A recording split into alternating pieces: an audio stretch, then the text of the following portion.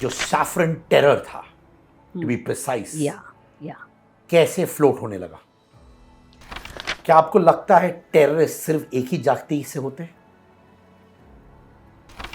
एक नरेटिव फैलाने के चक्कर में तो ये आपके लिए जानलेवा है या थी? क्या कहना जो लोग कहते हैं आप करंट रूलिंग पार्टी को खुश करने के लिए ऐसी फिल्म बना रही है, अपीज करने के लिए बना रही है? Would you have been happy कि may be the ruling party अब का would have come and extended support to you? आपको या I will be more than happy. क्या आपको लगता है कि आप इंडिपेंडेंट प्रोड्यूसर है, यानी कोई बड़ा प्रोडक्शन हाउस का बैकिंग नहीं है ऐसा, डू यू फील कि इंडस्ट्री आप जैसे प्रोड्यूसर्स, बड़े प्रोड्यूसर्स अकोमोडेटिव रहते हैं आप लोगों के लिए कि केयर नहीं करते आपके बारे में? I had a budget of good actors. That was the reason I have got all these people together. वो लिटरली माने भयभीत हो गए थे Yes. आपकी नरेशन सुनने के बाद? Yes. वो करना चाहते थे पर उनको समझ आ गया कि इसमें पॉलिटिकल अपहीवल हो सकती है, पॉलिटिकल वेंडेटा हो सकता है, शायद फिल्म खत्म ही नहीं हुए, कहीं बीच में ही अटक जाए। That were all. लेकिन मैं अक्षय कुमार जी की फिल्में जाके देखती हूँ। मैं आमिर कोई भी खान, फिल्म भी इस वक्त नहीं चल रही है, ज्यादा नहीं चल रही है। क्यों लगता है आपको नहीं चल रही है? या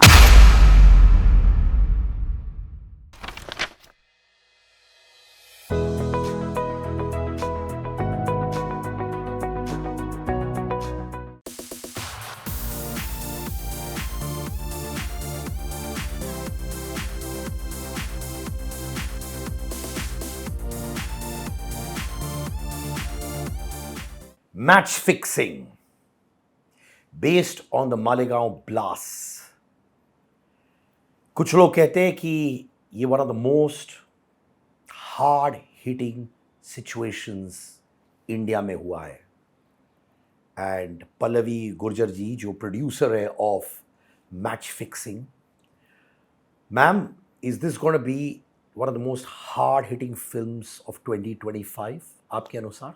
I think so. And let us be clear कि ये सिर्फ मालेगांव ब्लास्ट के ऊपर नहीं है, ये सारे आतंकी हमलों के ऊपर है जो उस वक्त हुए थे। तो अगर फिल्म कोई देखे तो समझौता ब्लास्ट से फिल्म शुरू होती है, हमारा इंटरवल पॉइंट मालेगांव ब्लास्ट है और हमारा फिनाले 26/11 को जाता है। तो ये जो कहानी है वो बहुत सारे ब्लास्ट जो हिंदू आतंक, ये टेरर, हिंदू टेरर को लेके किए थे उसके बारे में है। तो हम ये नहीं बोल सकते कि ये सिर्फ मालेगांव ब्लास्ट के ऊपर है। जब ब्लास्ट पे आधारित है and it leads on to series of hard hitting incidents जो आप खुद कह रही है, मैच फिक्सिंग नाम क्यों? This came actually from one of the books. जब हमारे किसी सेक्रेटरी ने एक किताब लिखी है, जो होम सेक्रेटरी में थे जिन्होंने बाद में ये किताब लिखी है, तब उन्होंने ये बाकायदा लिखा है कि जो 26/11 का अटैक हम पे हुआ था वो हिंदुस्तान और पाकिस्तान के बीच में जैसे एक मैच फिक्स हुआ था। That is a exact statement, we took it as a match fixing. And even today मुझे ऐसे लगता है कि बहुत सारे लोग जब पॉलिटिकली ट्वीट करते हैं, कुछ बताते हैं, तो उसे भी मैच फिक्सिंग बताते हैं। तो मुझे लगता है कहीं ना कहीं ये पॉलिटिकल टर्म मैच फिक्सिंग को सूट करती है, and not only to the games और क्रिकेट। मैम, ये बेस्ड है एक बुक पर। Tell me about the book, क्योंकि वो obviously one of the most read books है in recent times. Yeah. I think only when the film came, the people started reading the book probably. तब तक वो पढ़ी थी, और इसीलिए भी पढ़ी थी क्योंकि काफ़ी कंट्रोवर्शियल सब्जेक्ट सामने लाया है बुक में। मैं एक्चुअली हिंदू टेरर और सैफरन टेरर, RVS मनी जी का जो एक किताब है वो पढ़ रही थी, और जब वो ख़रीदने के लिए किंडल पे गई तो मेरे को ये भी सैफरन की वजह से the game behind saffron terror ये किताब दिखाई दिया। सो आई ऑर्डर्ड, बिकॉज एक और ये सब्जेक्ट के ऊपर अभी तक किसी ने हाथ नहीं लगाया है, इसके बारे में किसी को कुछ मालूम नहीं है। और जब ये किताब मेरे सामने आई तो ये सामने आके उसमें एक पूरी स्टोरी है कि क्या क्या हुआ था। मैंने कहा कि इसके ऊपर तो फिल्म हो सकती है। मैंने राइट्स तो ले लिए, बाद में मैंने केदार को, जो केदार गायकवाड़ हमारे डायरेक्टर है, उसको वो बुक पढ़ने के लिए दे दी। उसने 10 पेजेस पढ़ के ही मेरे को बता दिया कि पल्लवी, मुझे तो इसमें पूरी फिल्म दिखती है। तो आई सेड कि चलो ये सब्जेक्ट को अभी तक किसी ने टच नहीं किया है, थोड़ा अलग एक्सपेरिमेंट है, हम इसको लेके आगे चलते हैं। Saffron terror, what a terminology. ये शुरू हुआ था during the Malegaon blast, right? या उससे थोड़ा पहले शायद, हाँ, लेकिन बताइए ना। मुझे लगता है कि सैफरन और टेरर ये दोनों एक दूसरे को ऑपोजिट वर्ड्स है। जब सैफरन होता है वहाँ टेरर हो ही नहीं सकता। तो इस तरीके का टर्मिनोलॉजी अगर उस वक्त पूरे देश में और पूरे वर्ल्ड में स्प्रेड किया गया था तो उसके पीछे ये क्या कहानी थी। हम हिंदू लोग हैं, हम इंडियन हैं, we are a people who accommodate everyone. हम नेचर को कनेक्ट करते हैं, हम हमारे आजू बाजू जो कुछ है उनको कनेक्ट करते हैं, एट अ एंड हम यूनिवर्स को कनेक्ट करते हैं। यहाँ पे टेरर की कहीं बात ही नहीं आती है। We are the people who are the most accommodative, and यहाँ पे I want to say Indian and Hindus as one terminology. I don't want to say Indians as separate or Hindus or separate. I think we are staying in India, we are Hindus. And when Hindus are there, we are everyone accommodative. तो उसमें terror की बात ही कहाँ आती है? हम कभी ऐसे थे ही नहीं. हमारी इतनी पुरानी हिस्ट्री है जहाँ पे हमने ऐसा कभी किया ही नहीं है. लोगों ने काफ़ी हम पर हमले किए, लेकिन तो भी हम रहे हैं वैसे के वैसे. Because we are always connected to all the people around, all the plants around. हमारे सारे त्यौहार भी है वो यूनिवर्स और नेचर को लेके ही तो बने हैं. तो हम इससे बाहर जा ही नहीं सकते. तो ये दोनों अलग टर्म्स है. तो हिंदू या सैफरन जिसको हम प्रतीक वीरता को देते हैं या सेक्रीफाइस को देते हैं, that can not be a terror thing. It can not be a terror thing. So I wanted कि इसके ऊपर कुछ किया जाए क्योंकि ये कभी था ही नहीं. So this film is against the term Hindu terror and the film is pro-Indian is what I would say. तो ये टर्मिनोलॉजी जो सैफरन टेरर था, टू बी प्रिसाइज, Yeah. कैसे फ्लोट होने लगा? I think I would not go into the depth of how the saffron terror gone, कहाँ से शुरू हुआ, लेकिन हमने ये फिल्म में ये कहानी ज़रूर बनाई है कि यहाँ इसका बीच कहाँ हुआ होगा और ये 26/11 तक कैसे आगे गया है. ये 3 ब्लास्ट या फिर कुछ ब्लास्ट भारत में हुआ है जो हिस्टोरिकल एविडेंस है. समझौता ब्लास्ट हुआ है, मालेगांव ब्लास्ट हुआ है, 26/11 का अटैक हम पे हुआ है. इस बीच के दरमियान बिहाइंड द डोर्स क्या क्या हुआ होगा इसकी कहानी हमने यहाँ सामने लाई है. तो ये जो किताब है the game behind saffron terrorist, जो कर्नल कंवर का है, आपने उनको ऑब्वियसली अप्रोच किया था, है ना? मैंने भी अप्रोच किया था उनको, और भी एक लोगों ने अप्रोच किया था. मैं अकेली नहीं थी अप्रोच करने के लिए क्योंकि सब्जेक्ट ऐसा था कि अभी तक किसी ने हाथ नहीं लगाया था और ये as a medium of film ये बाहर आना भी ज़रूरी था. और ये कहीं किसी एक चीज़ को लेके, जैसे समझौता ब्लास्ट का एक किस्सा लेके कहानी नहीं बनाई है. ये बहुत सारी चीज़ें उसके बीच में काफ़ी लेयर्स है. पॉलिटिकल लेयर्स है, आम आदमी का लेयर है, आर्मी का लेयर है, इन मुंबई पुलिस का लेयर है. इन सबको मिला के ये पूरी कहानी बनती है. So it is not a film only about army और only about a common people और only about a political conspiracy which is going on. क्या आपको लगता है टेररिस्ट सिर्फ एक ही जाति से होते हैं? नहीं, क्योंकि ना हिंदू होते हैं. मेरे ख्याल से दे आर इनह्यूमन जो टेरर अटैक्स करते हैं. मुझे नहीं लगता है कि इस्लाम धर्म या कोई भी धर्म इस बात को बताता है कि आप ऐसा करो. These are these radical people who are using the religion and making all these things happen. Also, there are some political greediness or their own agendas to make this happen. That is what we are trying to bring out over here. आपके अनुसार क्या agenda था? Vote bank का पूरा agenda था India की तरफ से और वहाँ पावर का एजेंडा था. This was all of power. This was entirely the power game. It was entirely the power game जिसमें आम आदमी पीसा जाता है and which is like has come down from ages. हम नहीं बता सकते कि ये अभी हुआ है. बस मैंने ये एक कहानी उठाई है कि इस वक्त ये क्या हुआ था भारत में. आपने विनीत को ही क्यों चुना इसके लिए? I think Vineet was a fantastic actor क्योंकि कहानी काफ़ी बड़ी थी. If you see there are almost 135 characters. अगर पूरी कहानी को लेके जाए कि कर्नल इमाम हैं या जो भी सारे कैरेक्टर्स है, 138 कैरेक्टर्स का लिस्ट था मेरे सामने. जब हमने ये इस पे काम करना शुरू किया। और भले कोई कोई लोग छोटे से सीन में है but they are playing an important character, लेकिन उनका होना उस वक्त ज़रूरी था। एक अब्दुल करके जो एक ड्राइवर है जो एंड में आता है, जो बताता है किसी और को कि ऐसे ऐसे चीज़ें होने वाली है, लेकिन वो एक अब्दुल ड्राइवर का भी एक अपना होना वहाँ पे ज़रूरी था। सो 138 कैरेक्टर्स को लाना मुश्किल था। Vineet being a very very nice artist was chosen for this. Very nice artist. I wanted to be very sincere with the script. That was a reason we have chose all these artists.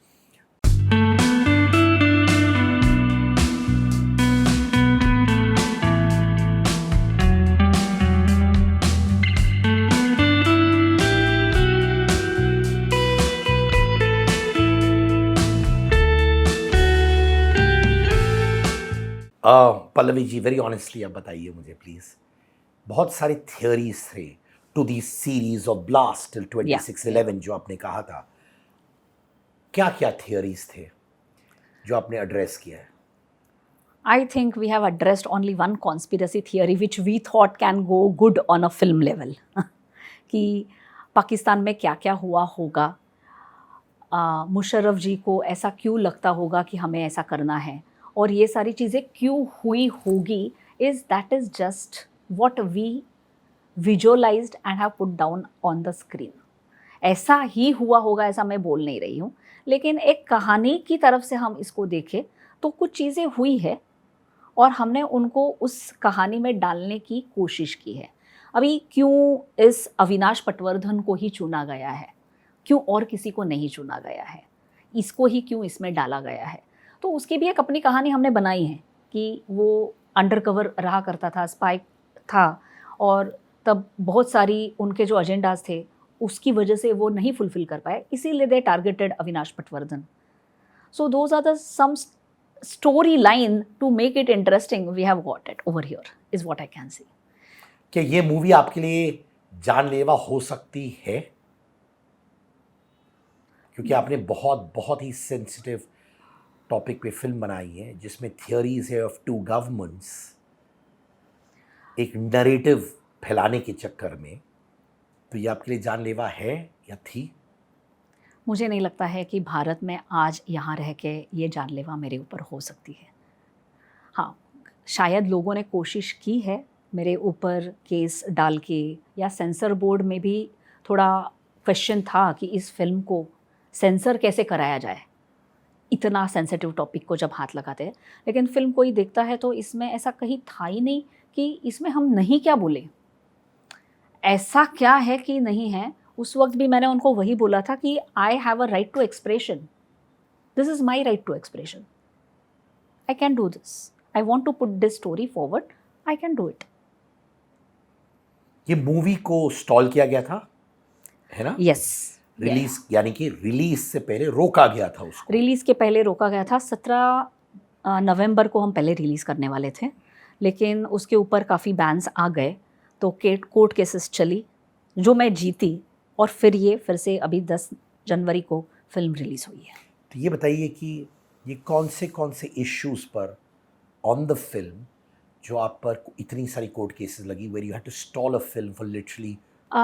Actually क्या हुआ था उस वक्त कि मैं अकेली producer हूँ, तो मेरे फंड्स अगर उस वक्त जाते, मैं शायद 17 को फिल्म रिलीज़ कर भी सकती थी, लेकिन एक NIA कोर्ट का हियरिंग होना बाकी था, और उसका बाहर जो कुछ डिसीजन आता है अगर वो मेरे अगेंस्ट आता तो मुझे प्रॉब्लम होता. इसीलिए जस्ट 2 वीक्स जैसे ये चालू हुआ मैंने सारा प्रमोशन रुकवा दिया. मैंने कहा पहले let me concentrate on the court cases, इससे मुझे बाहर निकलने दो, फिर मैं इसके ऊपर जाऊंगी. उसके बाद मेरे ख्याल से मेरे को 18 तारीख को मिल गया all clear. I was okay to go ahead, but I was not in a position to release a film at that time, क्योंकि पब्लिसिटी मैंने पूरी रुकवा दी थी. उसके बाद दिसंबर आया, दिसंबर में the PR and marketing people said this is not a good time to bring this type of a subject, क्योंकि अभी सारे लोग मतलब सब क्रिसमस के मूड में होंगे, 31st के मूड में होंगे. इसीलिए हमने ये पूरा शिफ्ट 10 जनवरी को किया. हमने 17 जनवरी का ही डेट रखा था, लेकिन तभी भी 2 फिल्में आ गई, मैं छोटी सी प्रोड्यूसर हूँ, तो मैंने सोचा इनके बीच में मैं नहीं जाती हूँ, मैं थोड़ा पहले ही आ जाऊँ। बॉम्बे हाई कोर्ट ने आपको गो हेड दिया रिलीज करने के लिए फिल्म को, यस पर ये कहते हुए कि it's a work of fiction. Yes. Book fiction था जिस पे आपकी फिल्म बनी है, बुक फिक्शन है, book is registered as fiction. और आपकी फिल्म में कितनी रियलिटी है, कितना फिक्शन है? रियलिटीज तो ये सिर्फ हिस्टोरिकल इंसिडेंट्स है, बाकी तो पूरी स्टोरी है, फिक्शन है। वही मैं बोल रही हूँ, वो तो पूरी फिक्शन है। यानी आपका बिलीफ भी है कि why the saffron terror terminology came और क्या नरेटिव्स होंगे, आपका भी एक पर्सपेक्टिव है उसमें? मोर देन द नरेटिव, वो तो नरेटिव स्प्रेड हुआ ही है, बाकायदा ये सारी चीज़ें पब्लिक डोमेन में अवेलेबल है। मतलब मुझे ये सब बोलने की ज़रूरत भी नहीं है, ये सब पब्लिक डोमेन में अवेलेबल है। उसके ऊपर बहुत सारी किताबें अवेलेबल है, और ये बाकायदा उस वक्त बनाया हुआ एक नरेटिव है जो बनाया गया था, बाकायदा तो जब बनाया ये गया था। नरेटिव उस वक्त बनाया गया था जब ये ब्लास्ट हो रहे थे, आपको समझ आया था as a woman, as a citizen of India, कि ये नरेटिव्स बनाई जा नहीं। रही हैं? आपको नहीं समझ आया नहीं था? आया था। आप बिलीव कर रही थी ये? उस वक्त तो मुझे नहीं ऐसा लगा था कि ऐसी सारी चीज़ें हो रही है, लेकिन when we sit here and look back, तब मालूम पड़ता है कि अच्छा ये सब ऐसा ऐसा हुआ था। When we go more deep into that, तब मालूम पड़ता है कि अच्छा ये सब हुआ था। ये नैरेटिव तो बकायदा बनाया गया था, हुआ किनके होगा। एजेंडास थे? तब की रूलिंग पार्टी के एजेंडास थे, तब की रूलिंग पार्टी के एजेंडास थे, और शायद हो भी सकते हैं उनके लिए भी एक वॉर था, बैटल था, उनको भी जीतना था। So I think they need some point to take it forward, तो शायद उन्होंने ये यूज किया। लेफ्टिनेंट कर्नल प्रसाद पुरोहित जी, उनको इश्यू था फिल्म के साथ, या क्या था उनका इश्यू? क्योंकि मालेगांव ब्लास्ट हमारी फिल्म में आता है, जी, और मालेगांव ब्लास्ट में ही इज़ स्टिल, उनकी केस कोर्ट में अभी भी चालू है, and it is now in the last phase, जहाँ पे आई थिंक द लास्ट उनका कुछ चालू है अभी, आई एम नॉट अवेयर। तो उनका ये मानना था कि इस फिल्म की वजह से जज माइट गेट इम्प्रेस्ड, और उनका जजमेंट इसकी वजह से अफेक्ट हो सकता है। इसीलिए उन्होंने ये फिल्म रुकवाने के लिए अपील किया था।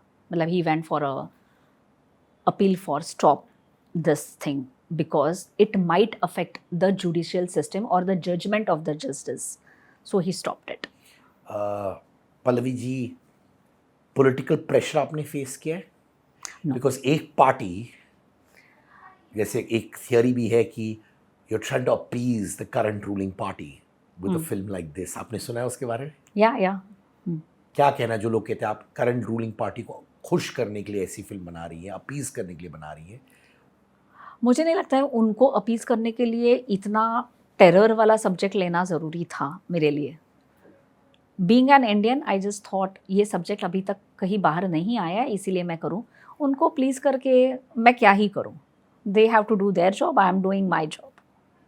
दे are doing their duties, I am doing my duty. तो कुछ ये नहीं था करंट गवर्नमेंट को अपीज करने के लिए, सेंट्रल नहीं, क्यों गवर्नमेंट करूं? को? तो वो मेरे को सपोर्ट भी तो करे। कोई मेरे को ऐसे, they are not even supporting me, not they are against me. So it is like they are doing their job as a politicians or as a government. I am sitting here doing my job as a filmmaker and doing the films. क्या आपको fair है कि उस time का ruling party जब थे power में और उनके रूलिंग टाइम पे ये सारी चीज़ें हुई थी, उनसे भय है आपको? नहीं है, अभी तो मैं कर तो चुकी हूँ, मैंने ऑलरेडी। ऑफ कोर्स अभी कर तो चुकी है, पर उसके आफ्टर इफेक्ट्स होते हैं, उसके बिफोर इफेक्ट्स होते हैं, उसके मिड इफेक्ट्स होते हैं। ऐसा मुझे डर तो नहीं लगा। By grace of God I thought I was protected. ऐसा नहीं मुझे लगा कि मुझे इनसे डरना चाहिए, ये डर तो नहीं था, ये डर तो नहीं था। Would you have been happy कि maybe the ruling party अब का would have come and extended support to you? आपको या I will be more than happy but कहीं था वो था फीलिंग अंदर कि वो क्यों नहीं आए मुझे सपोर्ट करने के लिए, स्पेशली जब मैं एक ऐसा थियोरी बना रही हूँ which might be in favor of them too? मुझे ऐसा लगता है कि if there had been some reputed producer और अ रेप्यूटेड डायरेक्टर और अ रेप्यूटेड एक्टर, अगर ऐसे कोई करते तो शायद उनको सपोर्ट मिल भी जाता या मिला भी है। हमने अगर अभी के कुछ चीज़ें देखी है, साबरमती की जो फिल्म आई थी, Sabarmati report, so they have got some extended help from the government. तो मुझे मिलता भी था, बट लेकिन I am not Ekta Kapoor, I am some individual. So first तो आई हैव टू प्रूव कि in spite of being a single individual producer, I have a guts to do a film like this. And not only do, I have brought it to the release. मतलब करके मैं डर के कहीं नहीं बैठी हूँ, ताकि मैंने जाके ये फिल्म रिलीज़ भी की है, बाकायदा रिलीज़ की है।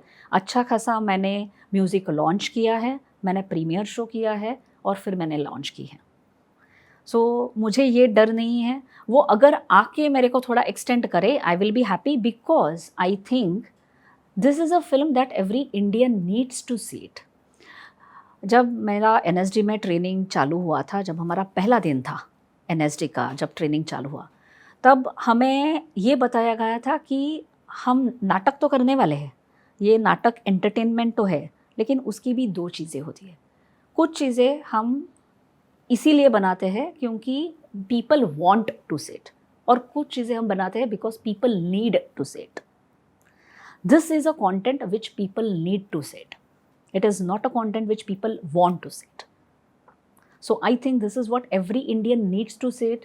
उनको मालूम होना चाहिए कि उस वक्त क्या हुआ था और क्या हमारा देश स्टेक पे आ सकता है just for the vote banks. Can there be an attack on India? Can the national security can be on a stake just because for the vote banks? This is what I would say. So this is a film the people need to see and they might not want to see.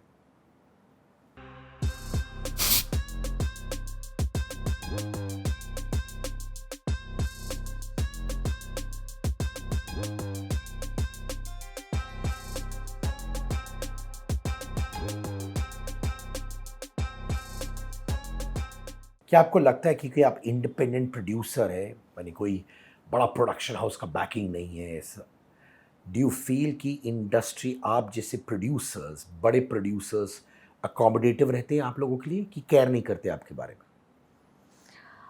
This was a big challenge when I started, क्योंकि as a first producer है ना, independent producer, और वो भी औरत। और ये आपकी पहली फिल्म है? ये मेरी पहली फिल्म है। इससे पहले क्या करती थी आप? इससे पहले I am into theatre. I passed out my national school of drama. उसके बाद I was at a Nehru centre culture wing for almost 8 years on a freelance basis. तो नेहरू सेंटर के अपने अपने एक शोज़ होते थे, और I worked with a cream people at that time. मतलब म्यूज़िक फेस्टिवल होता था, डांस फेस्टिवल होता था, लेकिन I was related to the culture wing, classical and everyone in Nehru centre. उसके बाद I joined Feroz Abbas Khan for his play salesman Ramlal. तो ये सेल्समैन रामलाल का प्ले चालू हुआ, एंड सतीश कौशिक जी इस प्ले को प्रोड्यूस भी कर रहे थे और एक्ट भी कर रहे थे उस प्ले में, और फिरोज़ अब्बास खान जी ने ये डायरेक्ट किया था। तो काफ़ी बड़ा कास्ट था उस वक्त, 17-18 लोगों का हमारा टीम था। तो ऐसा हुआ कि सतीश जी ने कहा कि मैं ही प्रोड्यूस कर रहा हूँ, मैं एक्ट भी कर रहा हूँ, ये कौन संभालेगा? और दूसरा फिरोज़ भाई बोले ये तो ऑलरेडी लॉस मेकिंग प्रोडक्शन है, मैं एक बार तैयार करके दे दूंगा, मैं तो ये नहीं संभालूंगा। तो क्वेश्चन आया ये संभालेगा कौन? तो that time I was introduced by Dhiren merchant, the lighting designer, कि एक लड़की नेहरू सेंटर में है जो शायद ये काम कर सकती है। तो एनएसडी में हमें ऐसे सिखाया गया था कि थिएटर एकदम गरीब, थिएटर में कोई पैसा नहीं है। नेहरू सेंटर में अच्छा काम करके मैं फिरोज़ अब्बास जी को ज्वाइन किया। मेरी पहली मुलाकात हुई, मैंने उनको बोला, जैसे हमारी कंप्लीट हुआ, I told him I want a script, and he told me yeah I think I have chose a right person. When somebody is asking for a script, in spite a play is ready, in 4 days it was getting out, सब rehearsal सब हो चुका था, और तब मैं आई थी कि अब ये संभालेगा कौन।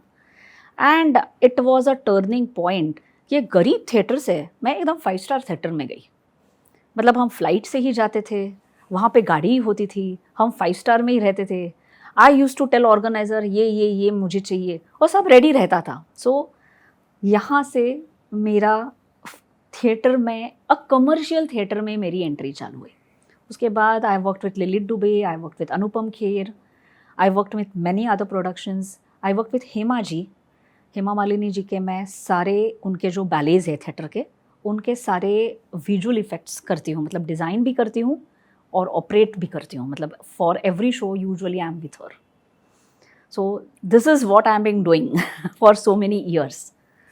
तो ऑब्वियसली थिएटर में आपने बहुत काम किया, Yeah. But coming back to the big question again, क्या हमारी industry newcomer producers like you जो इंडिपेंडेंट है, ना कोई बिग प्रोडक्शन हाउस का बैकिंग है, ना कोई कॉर्पोरेट का फंडिंग है, वो ओपन आर्म्स से आपको वेलकम करते बिल्कुल हैं नहीं, कि बिल्कुल नहीं। आपको फर्स्ट तो कॉर्नर कर देते हैं? कॉर्नर तो नहीं करेंगे क्योंकि सबको काम चाहिए, कॉर्नर नहीं करेंगे, लेकिन उनको ये रहता है पैसा तो मिलेगा ना बाद में, तो वो उनका एक तो they start with a high budgets, फिर उनको बोलना पड़ता है कि नहीं नहीं इतना बजट तो नहीं है, then I know how to cut it down, being into the production for so many years, I exactly know how to deal with this all people, so that helped me. उसके बाद उनको ये tension रहता है, और वो शायद मेरे ख्याल से जायज़ भी है कि अच्छा ये पहली बार कर रही है, पैसे तो आएंगे ना, फिल्म तो पूरी बनेगी ना, कंप्लीट तो होगा ना प्रोजेक्ट। तो जब तक ये फर्स्ट टाइम मैं प्रोजेक्ट कंप्लीट करके सामने नहीं लाती हूँ, मैं खुद को भी यहाँ स्टैंड नहीं करा सकती, जो मैंने अभी किया है, जो अभी मैं बोल सकती हूँ कि हाँ मैं कर सकती हूँ, और एक लिमिटेड बजट में मैं एक अच्छी फिल्म बना सकती हूँ, अच्छा कंटेंट ला सकती हूँ। कभी आप बड़े प्रोड्यूसर से मिलिए और उनको अपनी फिल्म दिखाने की कोशिश की है आपने? नहीं, मैंने ऐसे कुछ नहीं किया।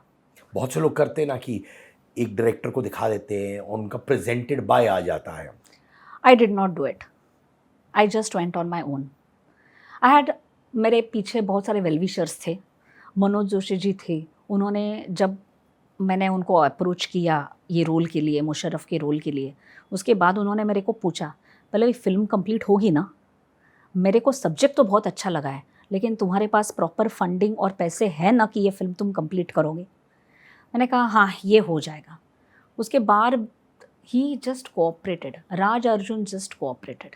बाकी मेरी पूरी टीम ने जिस तरीके से काम किया है, स्पेशली कश्मीर में जब -13 डिग्रीज टेम्परेचर था और स्नोफॉल हो रहा था, पूरी टीम मेरे साथ खड़ी थी, पूरी टीम मेरे साथ खड़े थे।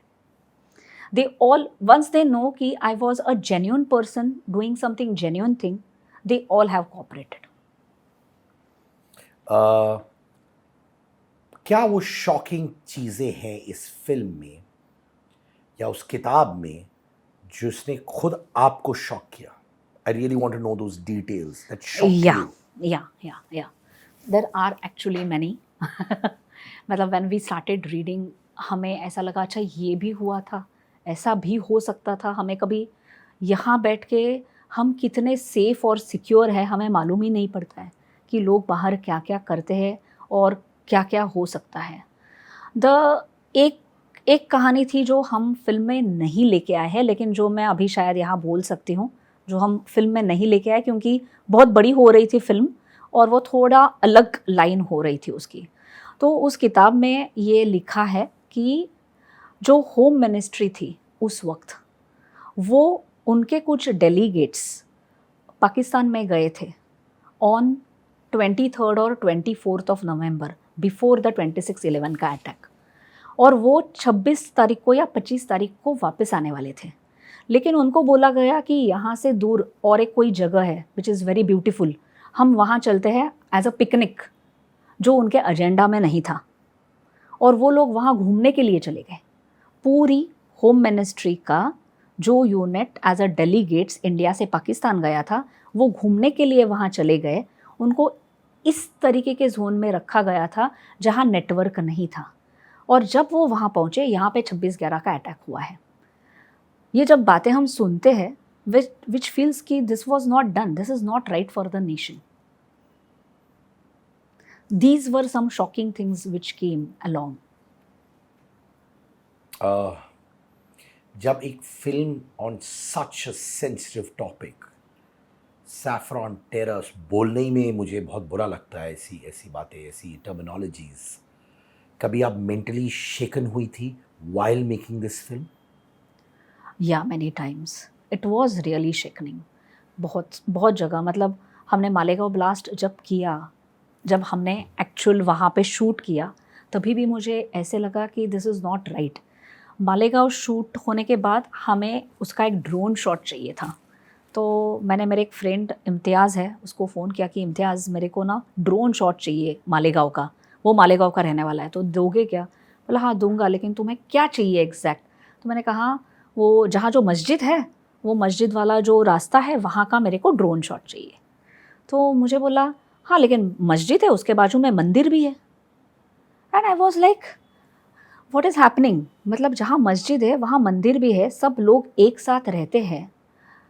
उस वक्त जब ये ब्लास्ट हुआ था तब दशहरा भी था, ईद भी आने वाली थी, और तब ये ब्लास्ट हुआ है।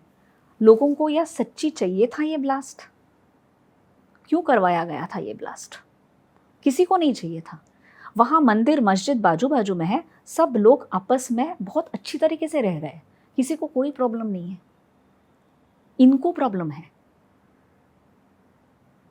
That is, you go to Kashmir, जब हम शूटिंग पे गए, लोग बहुत, they are so warm people, they want peace, nobody wants any terror attacks, they are happy after 370 कि सब चीज़ें वहाँ ठीक से अभी होने लगी है। क्यों रहेंगे वो? All want a peace at the end of the day, anyone wants a peace at the end of the day, you me anyone in the world. Delulu solulu, बच्चे की जान लोगे क्या? हाई ऑन चाय, चाय प्रेमी विचित्र प्राणी, बुलाती है मगर जाने का नहीं। Yes, Angar's latest collection of t-shirts, hoodies, jumpsuits are out. Trendy, cool, new designs with slogans that you and I see in our daily lives at affordable prices. Also, if you're an Angar customer, if you have the Angar merchandise with you, click pics with them and post it on your Instagram and tag me at @Sid_Kannan, and I would love to repost them. Angar pehno aur Angar machao.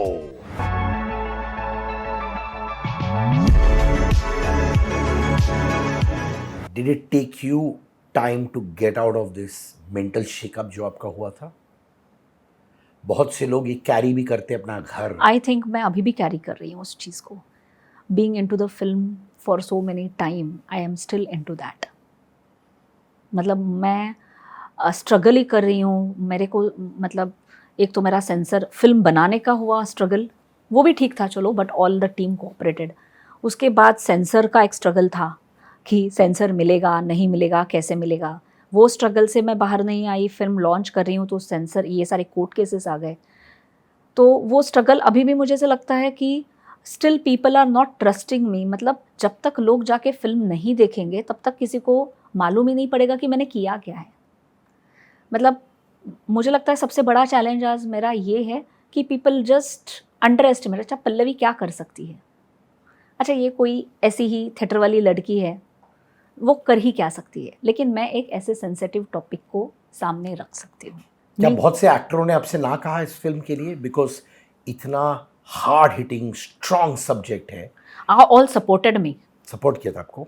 सब ने मेरे को support किया है। एक भी ऐसा नहीं है कि जिनको मैंने अप्रोच किया है और उन्होंने नहीं बोला। मतलब डेट्स नहीं है तो अलग बात है, वो अलग बात है। हाँ, एक आर्टिस्ट था for a, yes, after you told me this I remembered it, good. एक मेन लीड के लिए एक आर्टिस्ट था, I should not be taking names over here, लेकिन उसने किताब के बाद जब हमने नरेशन दिया तब उसने पूछा ये सचमुच ऐसे सब दिखाने वाले हैं? तो आई एंड केदार बोले कि हाँ हम ये सचमुच ही ऐसे सब दिखाने वाले हैं। So he backed off. I don't know. और नामचीन एक्टर थे? नामचीन एक्टर्स थे, like a Bollywood superstar types? Superstar का मेरा बजट नहीं था, to be very frank. I had a budget of good actors, that was the reason I have got all this people together.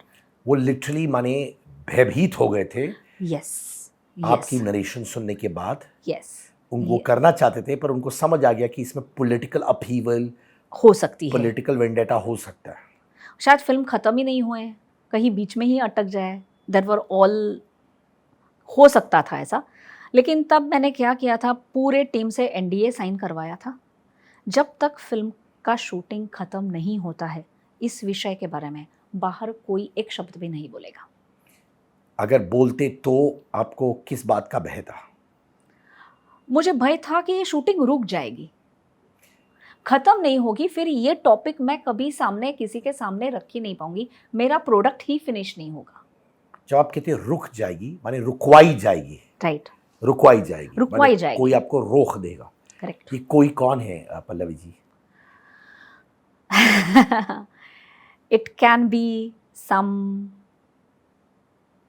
political people could have stopped, maybe some, I don't know, I cannot see, लेकिन ऐसा हो सकता था, शायद army वाले लोग ही आके इसको रुकवा सकते थे। एनीवे मुझे आर्मी से परमिशन लेनी ही थी, तो मैंने Really? अब मैंने परमिशन ली, क्योंकि वो मुझे बाकायदा करना था। मैंने कहीं भी एक रूल भी नहीं तोड़ा है, लेकिन अगर मैं क्यों इसका पहले ही ये बोलूं कि मैं ये कर रही हूँ, पोस्टर पहले डालूं। केदार ने मेरे को 2-3 बार बोला कि हम एटलीस्ट एक पोस्टर डाल देते हैं कि ये फिल्म आने वाली है या ऐसा कुछ। मैंने कहा नहीं, हम जब तक फिल्म नहीं होती है हम कुछ नहीं करेंगे।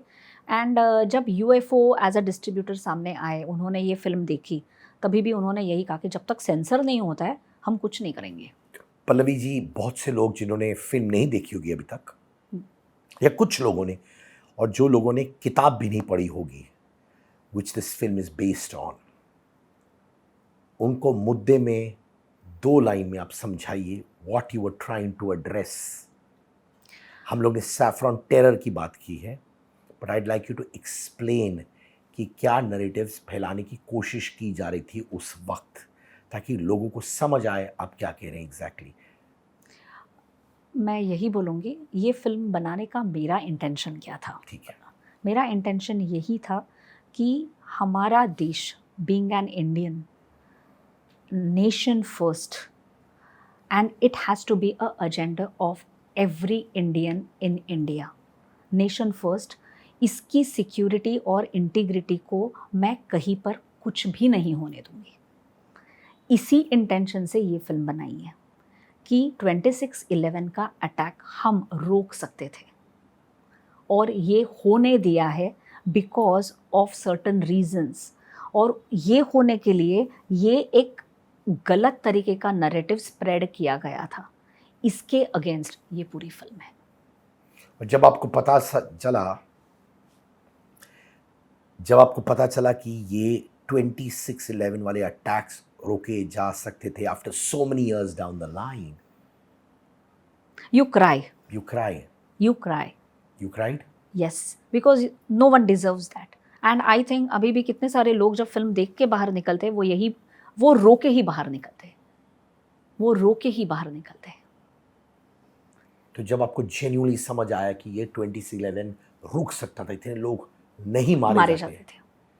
And for certain reasons, because of political narratives, ये किया गया था, you were broken down.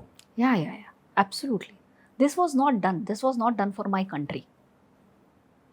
और इसीलिए ये सब्जेक्ट को सामने लाने की हिम्मत मैंने की। केरला स्टोरी आपने देखी? या कैसी लगी आपको? बहुत बढ़िया फिल्म है। केरला स्टोरीज में जिस तरीके से वो चीज़ों को सेंसिटिवली टच किया है, those are really very good, and such stories need to come out now. I think this is a right time कि ये सारी चीज़ें हम बाहर लेके आए जो हमारे देश में होती है। It's a very gutsy film for a first time producer, a person जिन्होंने थिएटर की है पर पूरी प्रोडक्शन संभाल के ऐसी फिल्म लाई थी आप।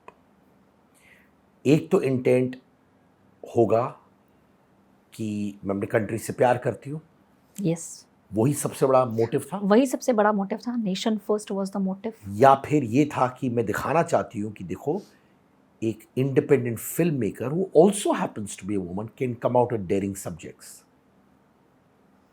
मुझे लगता है मैं मेरी ड्यूटी कर रही थी, इंडिपेंडेंट प्रोड्यूसर थी तो मुझे ये करना था, और मैं कर पाई because of my team, because of the funds which I had, limited budget में हर एक सेट पे मैं खड़ी थी खुद। कहीं एक स्टेपलर इधर का उधर होता था तो भी मैं डायरेक्शन टीम को बोलती थी ये स्टेपलर दिया है, everything is costing, that every penny is costing for me. So I have tried to put in that small budget and bring out this film. कहीं पर टेक्निकली मैंने कहीं कुछ कम नहीं किया है. बहुत सारे लोकेशंस है. शूटिंग बम्बई, पुणे, लखनऊ, कश्मीर, इस्तांबुल और लंदन में हुई है. इतने सारे लोकेशंस पे शूट करके मैं आई हूँ. So which was quite big in a very limited budget. I managed doing all this. So I'm going to ask you candid questions if I have the permission, जो हमने अभी तक की है obviously. आप थिएटर बैकग्राउंड से हैं, film में कोई कनेक्शन नहीं है तो? थोड़ा बहुत था, ऐसा नहीं बोल सकते कि नहीं था. I helped Anupam Kher ji for one of his productions. Help वाले कैसे? हेल्प मतलब द लास्ट शो करके उनकी फिल्म थी जो कोविड में थी. So at that time I was in the production with him. तो ऐसा कुछ देखा था. मराठी फिल्म थी एक, मिस यू मिस्टर, उसमें भी मैंने काम किया था on the production and a P&A level. So ऐसा नहीं है कि फिल्म से बिल्कुल ही वास्ता नहीं था. ज़्यादा वास्ता मेरा थिएटर से ही था, लेकिन ऐसे भी कुछ काम मैंने फ्रीलांस पे किए हैं. तो जब आप ऐसी फिल्म के साथ आती है, आपको समझ है कि बैकलैश होगा, या आपको समझ है कि पॉलिटिकल प्रेशर होगा, आपको समझ है कि सेंसर प्रेशर होगा, या आपको समझ है कि ये असाधारण फिल्म नहीं है, not only for putting it together because of the subject that it is. तो कहीं आपके पास कहीं कुछ बैकिंग था in terms of moral support, in terms of power support, if you know what I mean, आपके पास था? moral support, yes. All of them have really morally supported me. Power support, I will say कि there were some financiers who gave me the money, who agreed to the subject like this and gave me the money, who are also doing for the nation. उनके ये political funding थी? बिल्कुल नहीं. ये Political बिल्कुल political funding नहीं थी. ये कहीं से भी पॉलिटिकल फंडिंग नहीं थी. तो ये पॉलिटिकल पार्टी से फंडेड नहीं फिल्म? बिल्कुल ही नहीं, बिल्कुल ही नहीं. I trust you. Yeah, no, it was absolutely not any political party funded. Current state of जो हिंदी फिल्में बन रही है, बॉलीवुड फिल्में बन रही, कैसी लग रही हैं आपको? Again, want and need. दोनों ही समझा दीजिए मुझे. कुछ नहीं, लेकिन मैं बोलूँगी कि the quality of some films are really very good. जो मैं नेटफ्लिक्स और सब OTT चैनल्स पे कुछ चीज़ें देखती हूँ, वो सच्चे बहुत अच्छे कंटेंट्स जैसे लेके कि? थे. जैसे कि वो एकदम आई जस्ट गॉट लॉस्ट. ठीक है, नो प्रॉब्लम. तो कुछ फिल्में आपको अच्छी लगी? यस, कुछ फिल्में मुझे अच्छी. बहुत से लोगों को हमारा बॉलीवुड कंटेंट जो बड़े स्क्रीन पे आ रहा है, मज़ा ही नहीं आ रहा है लोगों को. मैं भी ऐसे बोलूँगी, जो बड़े कुछ चीज़ें आ रही है आजकल. तो मैं मेरी फिल्म मतलब आजकल बाहर जाके फिल्म देखना भी थोड़ा मुश्किल हुआ है. सब लोग यही बोलते हैं कि बाद में OTT पे आ जाएगी तब हम देख लेंगे. लेकिन अभी mister and Mrs, I am very bad in names actually. Mahi, that was a very good film. मतलब सच्चे में कुछ फिल्म्स बहुत टच करके जाती है आपको.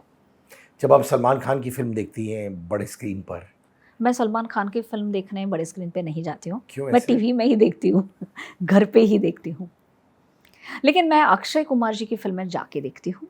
मैं उनकी आमिर कोई भी खान, फिल्म भी इस वक्त नहीं चल रही है, ज़्यादा हाँ. नहीं चल रही है. क्यों लगता है आपको नहीं चल रही है? honestly? या I think this is a very good question. मुझे लगता है कि इंडियन सिनेमा को अभी वो चेंज करना बहुत ज़रूरी है. ये एक्टर लोगों का ऑन्टराज, उन्होंने जो अपना एक नाम बना के जो सारा बनाया है, I think that is getting badly affected in the industry. जब मैं ये फिल्म बना रही हूँ, मेरे को एक अच्छा एक्टर चाहिए. उसका ऑन्टराज देके मैं ये फिल्म कैसे सस्टेन करूँ? Somebody has to tell me. मतलब you start with a film, they start की अच्छा बजट क्या है, मतलब ये सारी चीज़ें बजट पे होती है. मैं बोल रही हूँ कि बजट क्यों चाहिए? चलो मेरे पास कोई बजट ही नहीं है. उसका एक जायज़ वैल्यू क्या है, वो वैल्यू मैं उसको दूँ. अगर ये चीज़ करने के लिए एक मेरे को सब्जी रोटी के लिए मेरे को चावल लाना है, ये लाना है, वो लाना है, इस करके मेरे को एक दिन का खाना बनाना है, इसके लिए जो कुछ चीज़ें मार्केट में अवेलेबल है, उसकी जो एक जायज़ वैल्यू है, वो वैल्यू मैं देने को तैयार हूँ. लेकिन अभी बॉलीवुड में जो हो रहा है वो वैल्यू नहीं है. तुम्हारा बजट क्या है? 10 करोड़ का बजट है, 20 करोड़ का बजट है, तो उस तरीके से मैं वो चावल का रेट मैं फिक्स करूँगी. That is what is happening. And I think that is taking Indian cinema in a very different way. And that is the reason maybe producers like me or filmmakers like me are not able to sustain. It is getting difficult for them to really bring good topics and subjects out. And then there are powerful studios who stand behind them, जिसकी वजह से वो sustain करते हैं. उनको भी एक बड़ा नाम चाहिए. ये सारी चीजें होती रहती है. और फिल्में पिट जाती हैं फिर. हाँ, बड़ा स्टूडियो क्या, सबको तो नुकसान है ना प्लीज. हाँ, लेकिन ये कहीं चेंज होना मुझे लगता है. ये जो सेलिब्रिटी का जो एक बन गया है ना बॉलीवुड इंडस्ट्री में, वो बहुत प्रॉब्लम कर रहा है, ऐसा मुझे लगता है. तो आप ये अक्षय कुमार से भी रिलेट करती हैं? आई थिंक सो. मैंने अभी I love watching baby, I love watching his films, लेकिन तो भी अभी जो 1-2 फिल्म्स आई है मैंने उनकी नहीं देखी. उससे तो माही मेरे को बहुत अच्छा लगा. To be very frank, I would connect to दो स्मॉल लिटिल मोमेंट्स. उसकी do you think people like Akshay Kumar समय के साथ बदल नहीं रहे हैं? क्योंकि एक स्पेक्ट्रम है जहाँ आपको विजय वर्मा, जयदीप अहलावत सब आ रहे हैं, या और एक साइड में अक्षय कुमार आपको लगता है उतना एक्सपेरिमेंट नहीं कर रहे जो करना चाहिए और समय के साथ बदल नहीं रहे? मुझे लगता है उनको बदलना चाहिए. I can not comment on those big celebrities. But you can comment as a viewer, as a producer. I think they have to. मतलब क्या हुआ, जब मैंने ये फिल्म चालू की तो मेरे दिमाग में पहले यही आया था कि shall I approach Akshay Kumar, shall I approach some other big celebrity for this, ताकि ये फिल्म मेरी और अच्छी लगे. लेकिन the whole thing is then the people start telling me कि पल्लवी, एक तो उनके पैसे इतने होंगे कि उसमें तुम 10 फिल्में करोगी. पहली बात, उनका ऑनराज इतना बड़ा होगा, वो तुम कैसे मैनेज करोगी. एंड तीसरी बात, the moment they are here they will see कि वो इस फिल्म में ज़्यादा कैसे दिखेंगे. I wanted to be very sincere to the script and the story. वो आके अगर अटैक करते हैं स्टोरी के ऊपर और कंटेंट के ऊपर, फिर तो मुझे जो दिखाना है वो होना ही नहीं है, तो फिर उसका मतलब ही नहीं बनेगा. And all the actors who have supported me, nobody has said anything against the script. They were very sincere to the script. Thank you Pallavi ji कि आपने मेरे साथ बात किया. I know you made a very very gutsy hard hitting film. It requires a lot of courage. The book is a best seller, और मैं चाहता हूँ कि जितने लोग हमें देख रहे हैं वो आपकी फिल्म भी देखें. बिकॉज आप एक इंडिपेंडेंट प्रोड्यूसर हैं, a lady who's very driven to bring out a story which is not easy to bring out. आपने बहुत सारे हार्डशिप्स के बाद Thank you so ये much. फिल्म को सामने लाई है. उसी में ही रिस्पेक्ट मैं फील कर रहा हूँ आपके प्रति. And it's not an easy film to bring out, specially when small producers आते हैं. When I say small, dreams are not small.